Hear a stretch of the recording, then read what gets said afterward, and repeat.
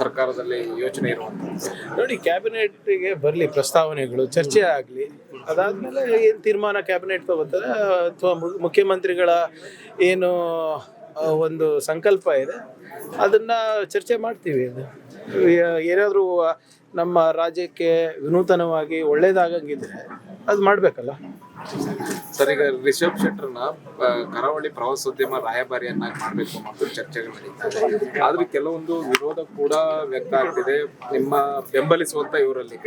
ಹಿಂದೊಂದು ದಿವಸ ರಾಹುಲ್ ಗಾಂಧಿ ಅವರು who is Rahul Gandhi ಅನ್ನುವಂಥದ್ದು ಕೇಳಿದ್ರು, ನಗಾಡಿದ್ರು, ವ್ಯಂಗ್ಯವಾಗಿ ನಗಾಡಿದ್ರು. ನೋಡಿ, ಅದು ನೀವು ಯಾವ್ದು ಹೇಳ್ತಾ ಇದ್ದೀರಾ ರಿಷಬ್ ಶೆಟ್ಟಿ ಅವ್ರ ಬಗ್ಗೆ ನನಗೆ ಅಷ್ಟು ಮಾಹಿತಿ ಇಲ್ಲ. ಬಟ್ ನಮಗೆ ಇಂಟ್ರೆಸ್ಟ್ ಏನಿರೋದು, ನಮ್ಮ ರಾಜ್ಯದಲ್ಲಿ ಆರ್ಥಿಕ ಸ್ಥಿರತೆ ಇರಬೇಕು, ಬಂಡವಾಳ ಬರಬೇಕು, ಉದ್ಯೋಗ ಸೃಷ್ಟಿಯಾಗಬೇಕು. ಅದು ನಿಮ್ಮ IT-BT ಇಲಾಖೆಯಿಂದ ಇರ್ಬೋದು, ಇಂಡಸ್ಟ್ರಿ ಇಲಾಖೆಯಿಂದ ಇರ್ಬೋದು, ಪ್ರವಾಸೋದ್ಯಮದಿಂದ ಇರಬೇಕು. ಭಾಳ ಸ್ಪಷ್ಟವಾದಂಥ ಸಂದೇಶ ಮಾನ್ಯ ಮುಖ್ಯಮಂತ್ರಿಗಳು ಅವರ ಮೊದಲನೇ ಪ್ರೆಸ್ ಮೀಟ್ನಲ್ಲಿ ಹೇಳಿದ್ದಾರೆ. Karnataka will be the fastest growing economy ಅಂತ. ಸೊ ಅದಕ್ಕೆ ನಾವು ಏನೇನು ಮಾಡಬೇಕು ಅದೆಲ್ಲನೂ ಪ್ರಯತ್ನ ನಾವು ಮಾಡ್ತಾ ಇದ್ವಿ. Local economic acceleration programme announce ಮಾಡ್ತಾ ಇದ್ದಾರೆ. ಅದ್ರ ಜೊತೆಗೆ ಪ್ರತಿ ಜಿಲ್ಲೆದು GDP ಗ್ರೋತ್ ಹೇಗೆ ಮಾರ್ಜಿನಲ್ಲಿ ಇನ್ಕ್ರೀಸ್ ಮಾಡ್ಬೋದು ಅದನ್ನು ಒಂದು ಯೋಜನೆ ಹಾಕ್ಕೊತಾ ಇದ್ದಾರೆ. ಮತ್ತು ಪ್ರವಾಸೋದ್ಯಮ ಇಲಾಖೆ ಇರ್ಬೋದು, ಇಂಡಸ್ಟ್ರಿ ಇರ್ಬೋದು, IT ಇರ್ಬೋದು, ಇವೆಲ್ಲ ಇಲಾಖೆಗೂ ಕೂಡ ಉತ್ತೇಜನವನ್ನು ಕೊಟ್ಟು ಒಂದು Karnataka has a very conducive environment for business. ಬರೀ ಕರಾವಳಿ ಅಂತಲ್ಲ, ಕಲ್ಯಾಣ ಕರ್ನಾಟಕಕ್ಕೂ ಕೂಡ ಒಂದು ಸ್ಪೆಷಲ್ ಎಕನಾಮಿಕ್ ಮಿಷನ್ ಮಾಡಬೇಕು ಅಂತ ಮಾನ್ಯ ಮುಖ್ಯಮಂತ್ರಿಗಳ ಆಲೋಚನೆ ಇದೆ. ಸೊ ಅದೇನೇ ಇದ್ರೂ ಕೂಡ ಕ್ಯಾಬಿನೆಟ್ನಲ್ಲಿ ಚರ್ಚೆ ಆಗಿ ಜನರ ಮುಂದೆ ಪ್ರಸ್ತಾಪ ಮಾಡ್ತೀವಿ. ಮುಖ್ಯಮಂತ್ರಿಗಳ ಜನಸ್ಪಂದನ ಮತ್ತು ಜನಹಿತ ಆಡಳಿತ ನೋಡಿ, ಅದನ್ನು ಕೂಡ ಮುಖ್ಯಮಂತ್ರಿಗಳು ಭಾಳ ಸ್ಪಷ್ಟವಾಗಿ ಹೇಳಿದಾರಲ್ಲ. ಆಡಳಿತವನ್ನ, ಸರ್ಕಾರವನ್ನ ಜನರ ಮನೆ ಬಾಗಿಲಿಗೆ ಹೇಗೆ ತೊಗೊಂಡು ಹೋಗ್ಬೋದು. ಈಗ ಹೊಸ ತಂತ್ರಜ್ಞಾನಗಳು ಬಂದಿವೆ, ಅದನ್ನು ಬಳಸ್ಕೊಂಡು ಜನ ಬೆಂಗಳೂರಿಗೆ ಬರೋ ಅಗತ್ಯ ಇದೆ. ರಾಜಧಾನಿಗೆ ಮುಖ್ಯಮಂತ್ರಿಗಳಿಗೆ ಭೇಟಿಯಾಗಕ್ಕೆ ಅಲ್ಲೇ ಸ್ಥಳೀಯ ಮುಖಂಡರು ಇರ್ಬೋದು, ಸರ್ಕಾರದಲ್ಲಿರ್ಬೋದು, ಅವರು ಪರಿಹಾರ ಕೊಂಡ್ಕೊಳ್ಳುವಂಥ ಒಂದು ನಿಟ್ಟಿನಲ್ಲಿ ಒಂದು ಪ್ರಾಮಾಣಿಕ ಪ್ರಯತ್ನ ಈ ಆಡಳಿತದಿಂದ ಇರ್ಬೋದು, ಮತ್ತು ಮಾನ್ಯ ಮುಖ್ಯಮಂತ್ರಿಗಳ ಕಚೇರಿಯಿಂದ ಇರ್ಬೋದು, ಆಗ ಒಂದು ಪ್ರಯತ್ನ ಮಾಡ್ತಾ ಇದ್ದೀವಿ. ಅದು ನೋಡೋಣ ಹೇಗಾಗುತ್ತೆ. ಗ್ಯಾರಂಟಿ ಪರಿಷ್ಕರಣೆ ಬಗ್ಗೆ ಒಂದಷ್ಟು ಸೂಚನೆಗಳನ್ನು ಕೊಟ್ಟಿದ್ದಾರೆ. ಈಗ ಶಕ್ತಿ ಯೋಜನೆ ಆಗಿರ್ಬೋದು, ಜೊತೆಗೆ ಗೃಹಲಕ್ಷ್ಮಿ ಯೋಜನೆಯಿಂದ ಇಲ್ಲ, ಅದು ನೋಡಿ ಬರೇ ಗ್ಯಾರಂಟಿಗಳು ತಮ್ಮ ಕಾಣಿಸ್ತಾ ಇದೆ ಅಷ್ಟೇ. ಅಲ್ಲ, ಸರ್ಕಾರದ ಎಲ್ಲ ಯೋಜನೆಗಳು ಅರ್ಹ ಫಲಾನುಭವಿಗಳಿಗೆ ಹೋಗಬೇಕು ಅಂತ ಮುಖ್ಯಮಂತ್ರಿಗಳ ಒಂದು ಧ್ಯೇಯ ಆಗಿದೆ. ಆಮೇಲೆ ತಾವು ಕೂಡ ಹಲವಾರು ಬಾರಿ ನಿಮ್ಮ ಮಾಧ್ಯಮದಲ್ಲಿ ತೋರಿಸಿದ್ದೀರಾ ಹೇಗೆ ಕೆಲವು ಸರ್ಕಾರಿ ಸವಲತ್ತುಗಳು ಅನರ್ಹರಿಗೆ ಹೋಗ್ತಾ ಇದೆ, ಅಥವಾ ಹೊರ ರಾಜ್ಯದವ್ರಿಗೆ ಹೋಗ್ತಾ ಇದೆ, ಅಥವಾ ಬೇರೆ ಬೇರೆ ಬ್ಯಾಂಕ್ ಅಕೌಂಟ್ನಲ್ಲಿ ಹೋಗ್ತಾ ಇದೆ.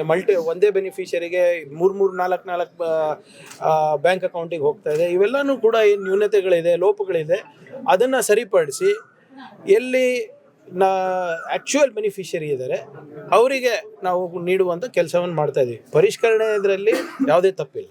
Okay sir, thank you. Bidadi ವಿಚಾರವಾಗಿ ಕ್ಯಾಬಿನೆಟ್ ಅಲ್ಲಿ ಬಿಡದಿ ಟೌನ್ಶಿಪ್ ವಿಚಾರವಾಗಿ ಕ್ಯಾಬಿನೆಟ್ನಲ್ಲಿ ಚೆಕ್ ಅನ್ನು ತಗೊಳ್ತಿದ್ದಾರೆ. ನೋಡಿ, ನನ್ನ ಮಾಹಿತಿ ಪ್ರಕಾರ 7,500 ಎಕರೆನಲ್ಲಿ ಸುಮಾರು 6,000ಕ್ಕಿಂತ ಹೆಚ್ಚು ಎಕರೆ ಕನ್ಸೆಂಟ್ ಕೊಟ್ಟಿದ್ದಾರೆ ನನ್ನ ಮಾಹಿತಿ ಪ್ರಕಾರ. ಇನ್ನು ಉಳಿದಿರೋದು 1,500 ಎಕರೆ ಇರ್ಬೋದು, 1,340 ಎಕರೆ ಏನೋ ಇರ್ಬೋದು. ಆಮೇಲೆ ಜನರು ಒಪ್ಪಿಗೆ ನೀಡಿದ ಮೇಲೆ ತಾನೇ ನಾವು ಮಾಡ್ಲಿಕ್ಕಾಗೋದು. ಯಾರು ಕೂಡ ಯಾವುದೇ ರೀತಿಯಾದಂಥ ದಬ್ಬಾಳಿಕೆ ಮಾಡ್ತಾ ಇಲ್ಲ.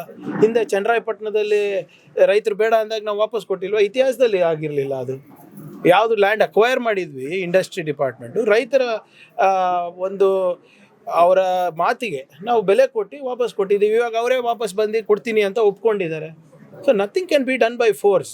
ಯಾರು ಇಲ್ಲಿಗಲ್ಲಾಗಿ ಜಬರ್ದಸ್ತಿನೂ ಮಾಡೋಕ್ಕಾಗಲ್ಲ, ಕಾನೂನು ಚೌಕಟ್ಟು ಮೀರಿ ಯಾರು ಕೆಲಸನೂ ಮಾಡ್ಲಿಕ್ಕಾಗಲ್ಲ. ದೇವನಹಳ್ಳಿ ಹೇಳಿದ್ರಿ, ಅದೇ ದೇವನಹಳ್ಳಿಯ ಜಮೀನನ್ನ ಯಾರ್ಯಾರು ಒಪ್ಕೊಂಡು ಕೊಡ್ತೀರಾ ಅನ್ನುವಂತ ಅವಧಿಯನ್ನ ಕೂಡ ವಿಸ್ತರಣೆ ಮಾಡೋದಕ್ಕೆ ಇವತ್ತು ಸಚಿವ ಸಂಪುಟದಲ್ಲಿ ಇದೆ.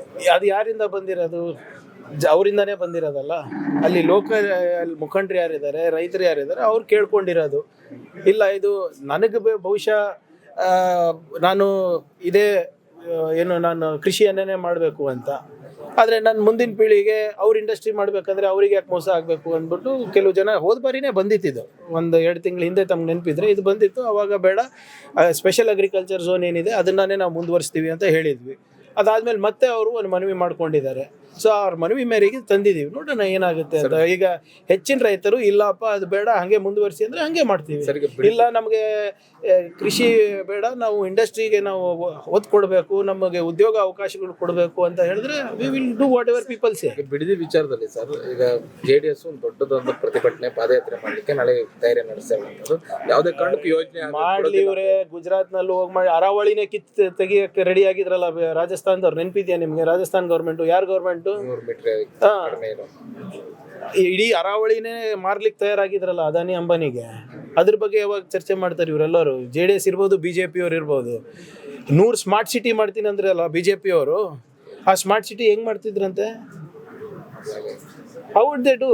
ಈಗ ನೀವು ರ್ಯಾಪಿಡ್ ಅರ್ಬನೈಸೇಷನ್ ಆಗ್ತಾ ಇದೆ, ಅದಕ್ಕೆ ನಾವು ಜಾಗ ಮಾಡಬಾರ್ದು ಅಂತ ಹೇಳಿದ್ರೆ ಹೇಗೆ? ಹೌದು, ಪರಿಸರವನ್ನು ಕೂಡ ನಾವು ನಿರ್ಲಕ್ಷ್ಯ ಮಾಡಂಗಿಲ್ಲ. ಈಗ 15 ಲಕ್ಷ ಸಸಿಗಳನ್ನು ನಾವು ನೆಡ್ತಾ ಇದ್ದೀವಿ ಬೆಂಗಳೂರಿನಲ್ಲಿ ಮಾತ್ರ.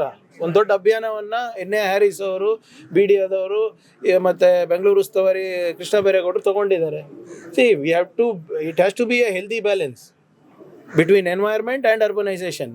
ನೀವು BJP ಥರ ಇಡೀ ಅಂಡಮಾನ್ನೇ ಕಿತ್ತು ಬಿಸಾಕ್ತಾ ಇಲ್ಲ ಅಲ್ಲ. ಅಂಡಮಾನಿಗೆ ಕಂಪೇರ್ ಮಾಡ್ತಾ ಇದ್ದಾರಲ್ಲ BJPಯವರಿಗೆ. ಸಾಮಾನ್ಯ ಪ್ರಜ್ಞೆ ಇದೆಯಾ? ಅಂಡಮಾನು ರಿಚ್ ಇನ್ ಬಯೋಡೈವರ್ಸಿಟಿ, ಎಕೋಡೈವರ್ಸಿಟಿ. ಅದಕ್ಕೆ ಮತ್ತೆ ಬಿಡದಿಗೆ ಅಜಗಜಾಂತರ ವ್ಯತ್ಯಾಸ ಇದೆ. ಮತ್ತು ಇವರೆಲ್ಲ ಬ್ರ್ಯಾಂಡ್ ಬೆಂಗಳೂರು ಅಂತ CM ಇದ್ದಾಗ ಮಾಡಿದ್ರಲ್ಲ JDSನವರು. ಅವಾಗ ಯಾವ ಬ್ರ್ಯಾಂಡ್ ಕಟ್ಟಿದ್ರಪ್ಪ ಅವರು? ಅವಾಗ ಎಷ್ಟು ಮರ ನೆಟ್ಟಿದ್ರು? ನೀವು ಉದ್ಯೋಗನೂ ಸೃಷ್ಟಿ ಮಾಡಲು ವಿಫಲರಾಗಿದ್ರಿ. ನಿಮ್ಮ ನಾಯಕತ್ವವನ್ನು ತಿರಸ್ಕಾರ ಮಾಡಿ ಇವತ್ತು ನಿಮ್ಮ ಲೀಡರ್ಗಳೇ, BJP JDS ಲೀಡರ್ಗಳೇ ಇವತ್ತು ಕ್ರಾಸ್ ವೋಟಿಂಗ್ ಮಾಡಿ ನಮಗೆ ಗೆಲ್ಸಿರೋದು. ನಾವು ಯಾರು ಆಮೇಶ ಕೊಟ್ಟಿಲ್ಲ, ಏನು ಕೊಟ್ಟಿಲ್ಲ. ನಿಮ್ಮ ನಾಯಕತ್ವ, ನಿಮ್ಮ ಇಶ್ಯೂಸ್ ಏನು ತಗೊತಾ ಇದ್ದೀರಾ ಅದು ಜನವಿರೋಧಿ ಇದೆ ಅಂದ್ಬಿಟ್ಟೆ ಇವತ್ತು ನಿಮ್ಮ ನಾಯಕತ್ವವನ್ನು ತಿರಸ್ಕರಿಸಿ ಇವತ್ತು ನಮ್ಗೆ ಆಶೀರ್ವಾದ ಮಾಡ್ತಾ ಇರೋದು ಜನರು ಕೂಡ ಮತ್ತೆ ನಿಮ್ಮ ಲೀಡರ್ಸ್ ಕೂಡ. ಈಗ ನೀವು ಈ ವೋಟ್ ಚೋರಿ ಬಗ್ಗೆ ಮಾತಾಡ್ತೀರಿ, ರಾಹುಲ್ ಗಾಂಧಿ ಕಾಂಗ್ರೆಸ್ನವರು. ನೀವು MLA ಚೋರಿಗಳನ್ನೇ ಮಾಡ್ಬಿಟ್ಟಿದ್ದೀರಿ ಅಂತ. ಆಯ್ತು ರೀ, ವೋಟ್ ಚೋರಿಗೆ ನಾವು ಸಾಕ್ಷಿ ಕೊಟ್ಟಿದ್ದೀವಲ್ಲ. ಯಾವ ವೋಟ್ ಚೋರಿ ಬಗ್ಗೆ ನಾವು ಮಾತಾಡ್ತಾ ಇದ್ದೀವಿ, ಅದಕ್ಕೆ ಸಾಕ್ಷಿ ಕೊಟ್ಟಿದ್ದೀವಿ. 22,000 ಪುಟದ ಚಾರ್ಜ್ ಶೀಟ್ ಆಗಿದೆ. BJP ಮಾಜಿ MLA ಮತ್ತು ಅವ್ರ ಸುಪುತ್ರ ಮೇಲೆ ಕಂಪ್ಲೇಂಟ್ ಆಗಿದೆ, A1 A2 ಅಂತ. ಕೊಡಲಿ ಸಾಕ್ಷಿ. ಇವ್ರ MLA MP ಗಳ ಬಗ್ಗೆ ಮಾತಾಡ್ತಾರೆ. TMC ಯಾರು ಮಾಡಿಸ್ತಾ ಇರೋದು ಈಗ? ಅಸ್ಸಾಂ ಗೌರ್ಮೆಂಟ್ ಮೊದಲನೇ ಹೆಂಗೆ ಬಂತು, ಜಾರ್ಖಂಡ್ ಹೆಂಗೆ ಬಂತು, ನಿಮ್ಮ ಯಾವುದು ಅರುಣಾಚಲ್ ಪ್ರದೇಶ, ಮಧ್ಯಪ್ರದೇಶ, ಮಹಾರಾಷ್ಟ್ರ, ಇಲ್ಲಿ ಕರ್ನಾಟಕದಲ್ಲಿ ಆಪರೇಷನ್ ಕಮಲ ಇಡೀ ದೇಶಕ್ಕೆ ಕಲಿಸ್ಕೊಟ್ಟವ್ರು ಯಾರು? ಅವರಿಂದ ಪಾಠ ಕಲಿಯೋದು ಇಲ್ಲ ನಮಗೆ BJPಯಿಂದ. ಫಸ್ಟ್ ಆಫ್ ಆಲ್ BJPಯವರು they should address the problem ಏನಿದೆ ವಿಜಯೇಂದ್ರ ಆ್ಯಂಡ್ ಅಶೋಕ್. ಅವ್ರ ನಾಯಕತ್ವದಲ್ಲಿ ವಿಜೇಂದ್ರ ಅವರು ಮತ್ತು ಅಶೋಕ್ ಅವರಿಗೆ ಇಷ್ಟ ಇಲ್ಲ ಅಂದ್ಬಿಟ್ಟೆ ತಾನೇ ತಿರಸ್ಕಾರ.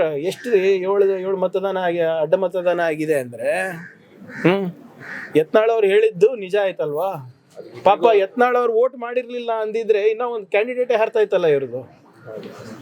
ಯತ್ನಾಳ್ ಅವರಿಗೆ BJPಯವರು ಧನ್ಯವಾದ ತಿಳಿಸ್ಬೇಕು. ಇಂದ್ರಕ್ಕೆ ಒಂದು ಕ್ಯಾಂಡಿಡೇಟ್ ಇರ್ತಾ ಇರಲಿಲ್ಲ, 5 ಕ್ಯಾಂಡಿಡೇಟ್ ನಮ್ಮದು, 1 ಕ್ಯಾಂಡಿಡೇಟ್ BJPದು ಆಗ್ತಾ ಇತ್ತು.